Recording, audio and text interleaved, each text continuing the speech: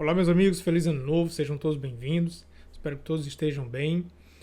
Peço desculpas pelo sumiço, é porque apareceu na minha vida esta coisinha bochechuda e que bagunçou um pouco as coisas, mas graças a Deus agora já está tudo em ordem e creio que podemos voltar mais tranquilamente aos nossos encontros semanais, tá bom?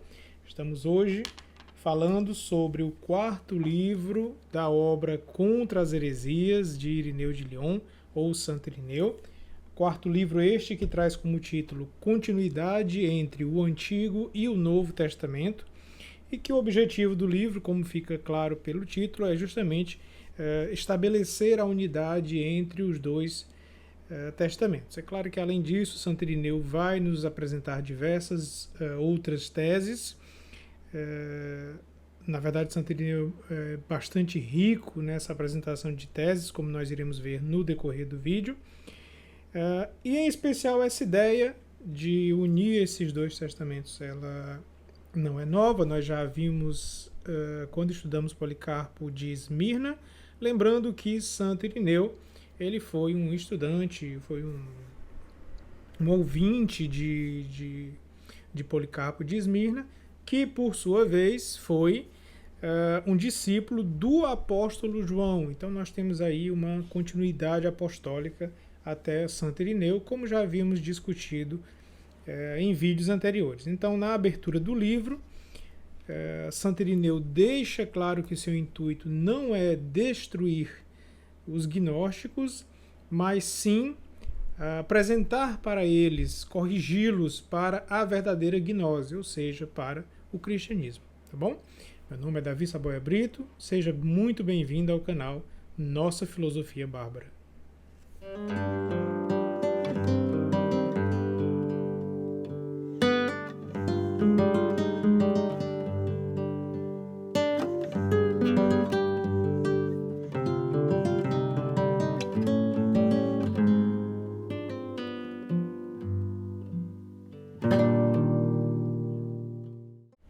Bom, quarto livro da obra Contra as Heresias, que traz como título Continuidade entre o Antigo e o Novo Testamento. Ele está dividido nos seguintes capítulos: Deus único, Pai demiurgo, defeitos presumidos no Antigo Testamento, graduação da revelação, gnose verdadeira e gnose falsa. No vídeo de hoje nós iremos apresentar as principais ideias de cada um destes capítulos e, evidentemente, na medida do possível, fazer algumas considerações.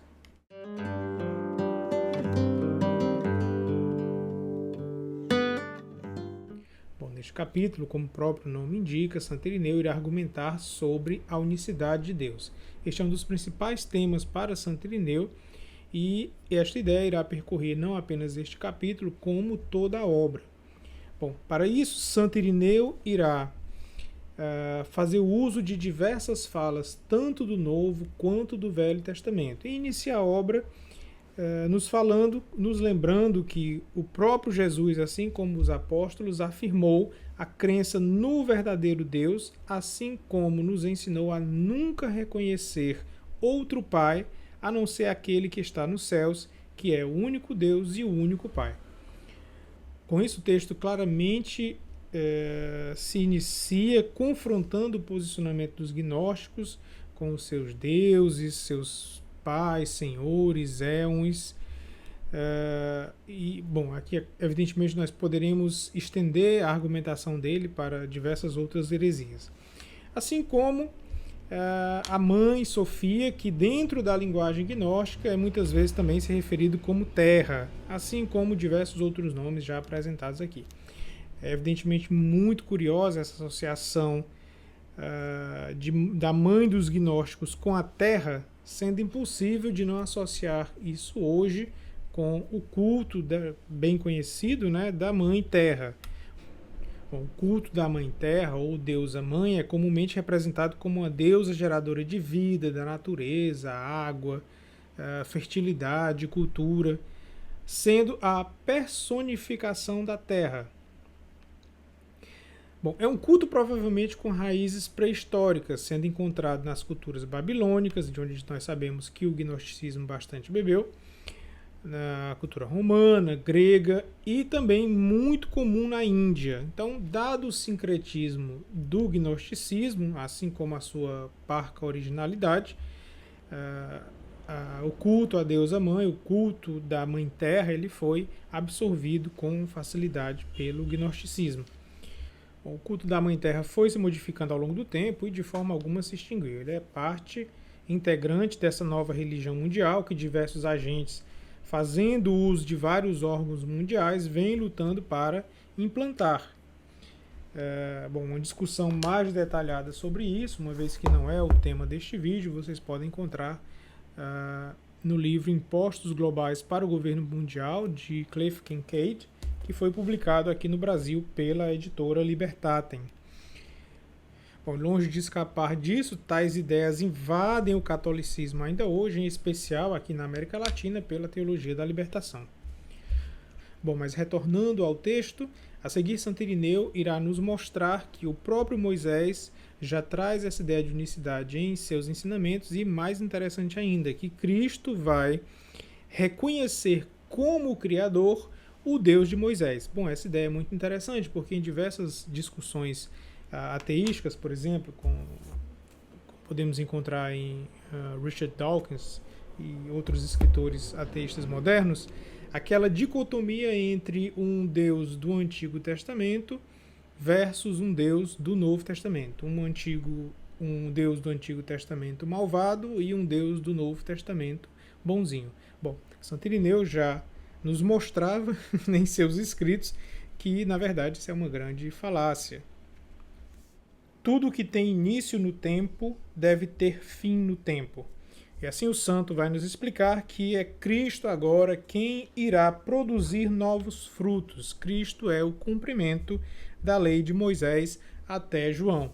Da mesma forma que o Deus de Moisés é o Deus de Cristo, o santo também vai nos explicar que o Deus de Abraão é também o mesmo Deus de Cristo. Ele nos demonstra aqui a continuidade da palavra e a continuidade entre o Velho e o Novo Testamento. Ele vai sempre, então, pegando passagens de um e de outro e mostrando essa ligação profunda entre os dois. Bom, outra ideia apresentada neste capítulo, numa profunda demonstração de compreensão das Escrituras, é de que nosso Senhor Jesus Cristo não veio abolir a lei anterior, mas veio estendê-la. Santo Irineu, então, nos leva à passagem que Cristo é criticado por curar aos sábados, mas a lei não proibia curar os homens aos sábados. Ele proibia toda a obra servil, seja no comércio, seja no manejo da terra. Cristo, por sua vez, realizava a cura cumprindo o ofício de sumo sacerdote. A lei não proibia aos famintos, em dia de sábado, tomar alimento daquilo que lhe estava à mão.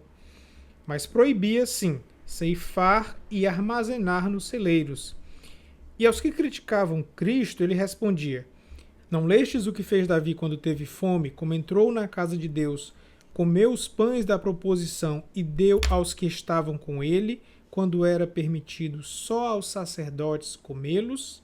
Bom, e com essas palavras explica-nos Santo Irineu que a lei defendia os seus discípulos e deixava entender que era permitido aos sacerdotes agir livremente. Como Davi, aos olhos de Deus, era sacerdote, ele podia fazer o que fez. Bom, Santo Irineu, ainda interpretando passagens das Escrituras, ele nos traz justamente o testemunho de Cristo, mostrando essa ligação entre os dois testamentos. Diz o seguinte: vós perscrutais as Escrituras, julgando encontrar nela a vida eterna. Pois bem, são elas mesmas que dão testemunho de mim. Curiosamente, na minha Bíblia, que eu sempre apresento para vocês, a Ave Maria, nós encontramos relacionada a este trecho uma nota de rodapé que nos traz uma bonita passagem de Pascal, e que diz o seguinte: Jesus Cristo, a quem os dois testamentos se referem, o antigo como sua esperança, o novo como seu modelo, ambos como seu centro.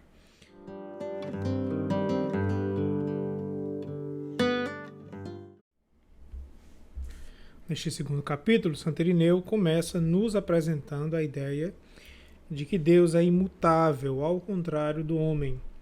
Deus faz, o homem é feito. Aquele que faz é sempre o mesmo, e quem é feito tem necessariamente início, meio, aumento e desenvolvimento. Deus faz o bem, o homem o recebe. Enquanto Deus é sempre o mesmo, o homem que se encontra em Deus progredirá sempre em direção a Ele. Deus não cessa de beneficiar e enriquecer o homem, e o homem de ser beneficiado e enriquecido por Deus. O homem agradecido ao seu Criador é o receptáculo da sua bondade e objeto da sua glorificação. Já o ingrato que despreza o Criador é objeto do justo juízo, por ser rebelde ao verbo de Deus. Retoma então a ideia de que Cristo não veio para abolir a lei, mas para aperfeiçoá-lo, e ele assim o disse: foi dito aos antigos, não cometerás adultério, mas eu vos digo que todo aquele que olhar para uma mulher com desejo de possuí-la, já praticou adultério em seu coração. Aos antigos foi dito, não matarás, e Cristo vem nos dizer, todo aquele que se encolerizar com seu irmão, sem motivo, será réu de juízo. Foi dito, não jurarás falso, e Cristo nos diz, eu, porém, vos digo, não jureis de forma alguma, que a vossa palavra seja sim, sim e não, não. Deixando então claro que a postura do cristão deve ser sempre clara e direta, e que sua palavra não deve ser fonte de dúvida.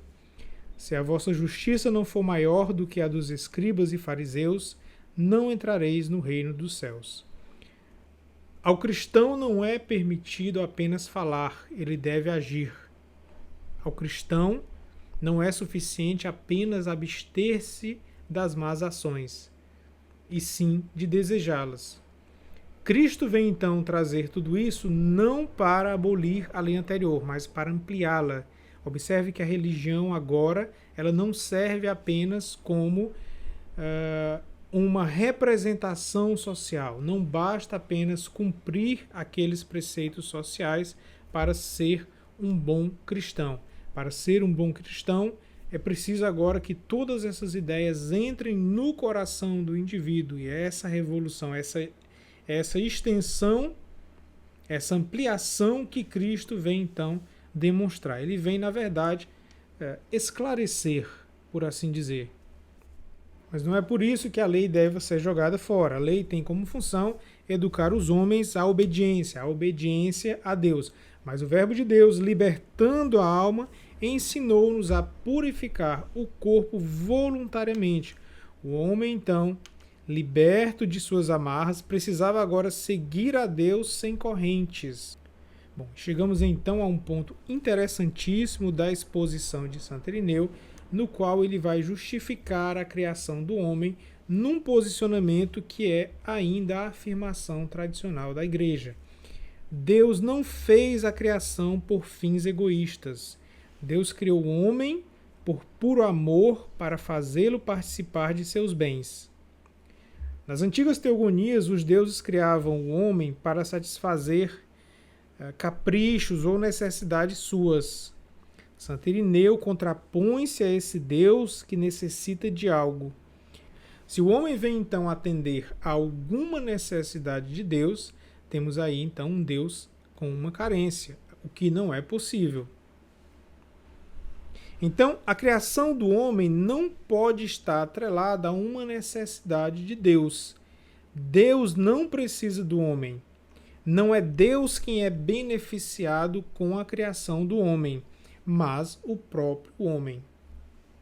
Da mesma forma, Deus não mandou que o homem o obedecesse porque precisava do serviço do homem, e sim para dar a ele a salvação. Aos que servem a Deus, ele concede a vida, a incorruptibilidade e a glória eterna. Mas o serviço dos homens é solicitado por misericórdia e não por necessidade. Bom, mas aqui nós temos um problema. O serviço de Deus, como ora dito, longe de proporcionar algo a Deus, é aos homens que traz benefício. Se Deus solicita o serviço dos homens é porque, sendo bom e misericordioso, quer beneficiar os que perseveram em seu serviço. Tanto Deus não precisa de nada, quanto o homem precisa da comunhão com Deus. É esta, pois, a glória do homem, perseverar e permanecer no serviço de Deus. Bom, o problema aqui é que nós temos no Antigo Testamento, por exemplo, diversas passagens em que Deus castiga os homens por sua desobediência. Então há algo de contraditório aqui. Por quê? Se obedecer a Deus, se permanecer a serviço de Deus é um bem para o homem, qual então o sentido desse castigo?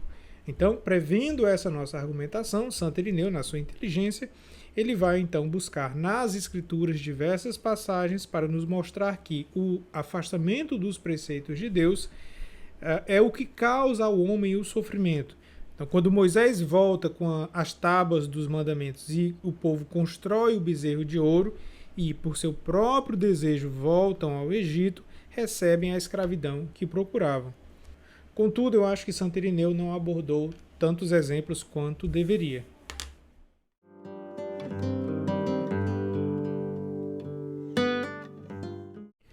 Como pode o homem conceber em seu coração um Deus tão grande? Bom, Santo Irineu nos explica que isso só nos é permitido através do Filho, contrapondo-se então ao ensino dos gnósticos. Os homens, portanto, verão a Deus para viver, tornando-se imortais por tal visão e alcançando a Deus. O santo vai então nos explicar que mesmo os profetas não possuíam uma visão completa de Deus. A graduação da revelação se faz a partir dos dois testamentos. Muitos acontecimentos do Velho Testamento são explicados apenas no Novo Testamento. Assim, o Velho Testamento serviu como para simbolizar e pré-anunciar o futuro, não somente a partir das visões dos profetas e de suas palavras, mas também de suas ações. Santo Irineu, neste capítulo, mais uma vez, vem nos mostrar a conexão entre passagens interligando as Escrituras, como já fizeram outros pais apostólicos, que aqui já estudamos, e reforçando a ideia interpretativa mais profunda atrelada à Bíblia. E nesse contexto, então, Santo Irineu nos explica que esse é o motivo pelo qual devemos escutar os presbíteros da Igreja, que são sucessores dos apóstolos e que, por pertencerem à sucessão no episcopado, eles receberam esse carisma seguro da verdade, ou seja, eles receberam esse poder de interpretação das Escrituras. Ele ainda nos diz: quanto a todos os outros que se separam da sucessão principal e em qualquer lugar que se reúnam, devem ser vistos com desconfiança, como hereges e de má fé, como cismáticos, cheios de orgulho e de suficiência, ou ainda, como hipócritas que fazem isso à procura de lucro e de vanglória. Todos eles se afastaram da verdade, e os hereges que oferecem sobre o altar de Deus um fogo estranho, isto é, doutrinas estranhas, serão queimados pelo fogo celeste. Os que se insurgem contra a verdade e excitam os outros contra a Igreja de Deus, tragados pelos abismos da terra, terão sua morada nos infernos, e todos os que estavam com eles. Esse é então o terceiro grande tema discutido por Santo Irineu, a educação progressiva do homem. Se alguém perguntasse, ora, Deus não podia fazer o homem perfeito desde o princípio? O santo então nos mostra o homem como um ser em desenvolvimento, em vista da sua maturidade. O homem não criado perfeito nem imperfeito se aperfeiçoa à medida que se desenvolve e cresce. Era possível para Deus criar o homem perfeito desde o princípio, como nos ensina o santo. Mas a criatura necessariamente é inferior a quem a constrói. O homem é então uma criancinha que precisa ser alimentado de acordo com a sua idade, com a sua maturidade, até alcançar a perfeição. Deus podia desde o princípio dar a perfeição ao homem, mas o homem era incapaz de recebê-la, justamente por ser como criancinha. Eis porque o Senhor, quando veio ao mundo, apresentou-se na forma que poderíamos compreendê-lo. Com efeito, poderia ter vindo na sua glória indescritível, mas nós não poderíamos suportar a grandeza da sua glória. E eis porque Paulo diz aos coríntios: eu vos dei a beber leite, não vos dei alimento sólido, porque não podíeis ainda suportar.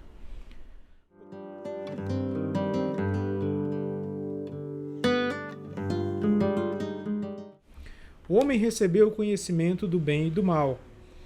O bem consiste em obedecer a Deus, acreditar nele e observar os seus mandamentos. E isto é vida para o homem. E o mal consiste na desobediência a Deus, e isto é a sua morte. Então, como a língua pelo gosto experimenta o doce e o amargo, o olho pela visão distingue o preto e o branco, a orelha pelo ouvido percebe a diferença de sons, assim o espírito, depois de ter adquirido pela experiência de um e de outro conhecimento do bem, torna-se mais firme em conservá-lo, obedecendo a Deus. Primeiramente, pela penitência, rejeita a desobediência, como coisa amarga e má. E depois, entendendo o que é o contrário do doce e do bem, nunca tente experimentar o gosto da desobediência a Deus. E Santo Irineu conclui então esse capítulo, voltando mais uma vez ao tema da unicidade de Deus. Visto que são muitas as palavras do Senhor que proclamam um só e idêntico Pai, Criador do mundo, era necessário que refutássemos com provas abundantes os que são presa de muitos erros, na esperança de que, confundidos por esta abundância de provas e voltando à verdade, pudessem ser salvos. Bom, no presente livro, Santo Irineu nos interpretou diversas parábolas bíblicas demonstrando suas principais teses, ou seja, a unicidade de Deus em especial, a economia realizada pela recapitulação e a educação progressiva do homem. No próximo livro, nos explica o santo, ele irá buscar suas argumentações não mais nas parábolas, mas em palavras explícitas do nosso Senhor e dos apóstolos, oferecendo então uma continuação de suas refutações das ideias gnósticas. Eu encontro vocês na próxima semana. Um grande abraço para todos e que Deus os abençoe.